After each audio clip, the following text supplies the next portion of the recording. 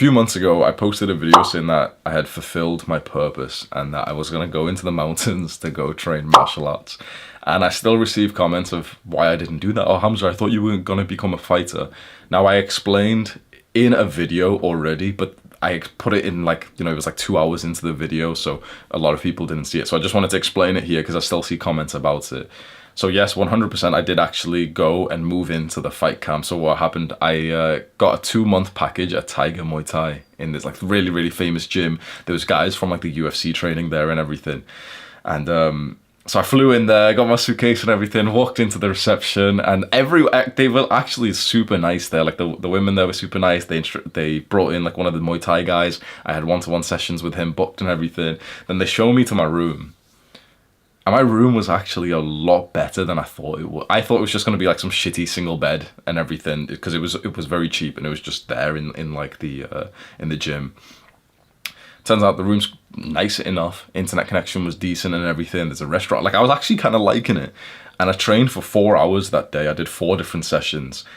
Did pretty well. I was actually surprised because rolling and wrestling I'm not too good at. I made 2 like Dagestani like cauliflower ear motherfuckers tap, which like I'm not even saying like that probably seems like a lie, but I literally made like 2 guys tap in when we were like rolling around with each other.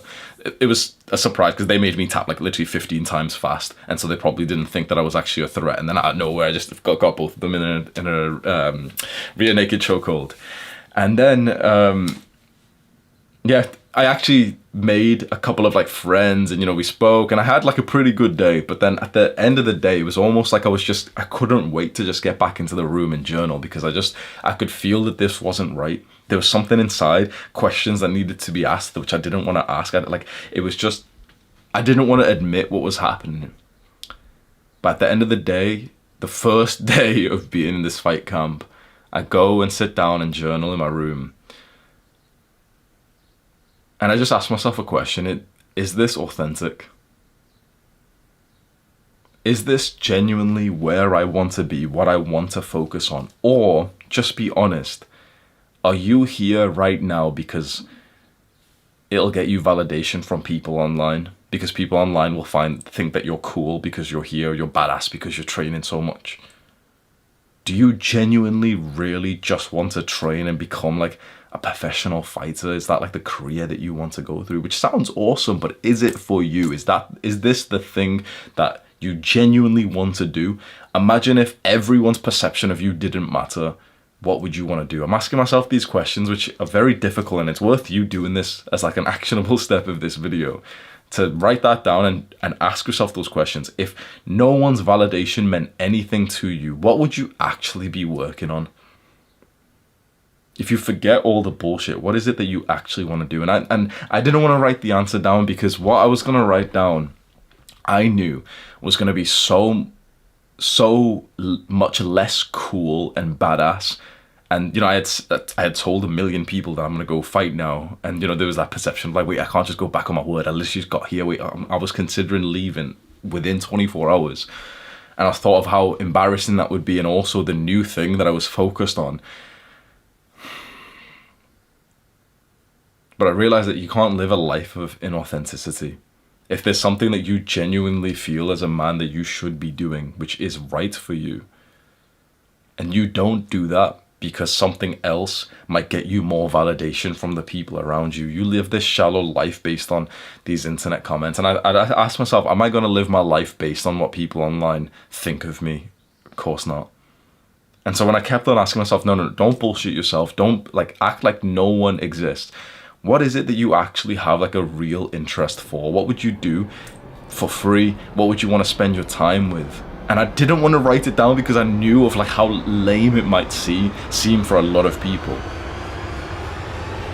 The answer was business. The answer was entrepreneurship. The answer was understanding and being able to teach about money.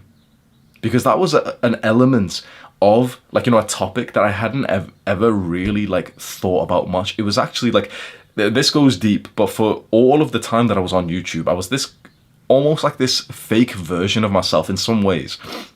of this kind of persona I was putting on of being this self-sacrificing guy who didn't care about money. If you watched my earlier videos, I used to like almost broadcast it like, oh yeah, I don't care about money. Your money's not even important. I've got nothing to sell you and all this stuff. And, you know, slowly I had to like make and sell some things here and there for like to be able to afford the business, especially when Skillshare cancelled us. So we needed more money to pay everyone. So, you know, I started selling some products, but I always hated selling because, not because I thought that it was a bad thing, but that because just people online just find entrepreneurs like in a negative light. Not most people. I think most people don't really care. It's like you just assume that like someone who's a creator or someone who's a businessman or whatever, you assume that, you know, they've got a product to sell and you're probably just not interested. Most people, you know, 90 something % of people just not interested. And then there's a bunch of your real true fans who are looking and thinking, wait, he's just released something which I could buy and I could probably get closer to him or I could learn more from him. That's awesome. And these are your like proper true fans. And so they'll buy anything or they'll look at it and be like, oh man, I can't afford it, but that is awesome. I wish I could afford it. But there's like a 0.1, like the lone like little corner of Jeffries where they just get agitated when you're making money. It's like, you know, the kind of guy who gets maybe in some ways jealous or hostile when he sees like a guy with a better car than him. It's that dynamic, but online. And I had to be truthful to myself that I was letting those people who aren't even fans of mine dictate my life and my personality, because it would seem like, because being like a self-sacrificing person online gets you some validation when you act like, oh yeah, see guys, like I could be making more money, but I'm actually not going to. I've got nothing to sell you guys. People like it because they're like a certain type of person. You can think of what kind of person that is, of someone who actually likes you more the broker you are. Whereas, you know, I just wanted to be authentic to myself, and I thought, you know what? The people who I actually want to watch my videos are the men who would be inspired if I became more successful. Now, certainly if I became some shallow person and, you know, I was posting pictures of the Rolex or something, okay, fair enough. But if I actually learned the game of entrepreneurship and business and I was able to teach those lessons to the guys who also want to learn those lessons, I want to be surrounded by fans who actually would find that super inspiring, because I've done multiple surveys where we've had over hundreds of thousands of votes to see, okay, what do young men suffer with? The most common problem that young men are going through is the pain of being broke. I thought it was going to be loneliness. I thought it was going to be like, you know, they're not having sex. I thought it was going to be porn addiction or video games. The most common one by far is that young guys are broke, or that, you know, they've got a bit of money, but like their life is just directed towards like revolves around money, but in quite like a poor way of, you know, they're being forced to stay inside uni by their parents because they don't know anything else to do. They're trying shitty business after shitty business because they just like need to make money, right? For over 90% of men of the entire world, their lives would literally go from 0 to 1 if they could instantly make $1,000 a month.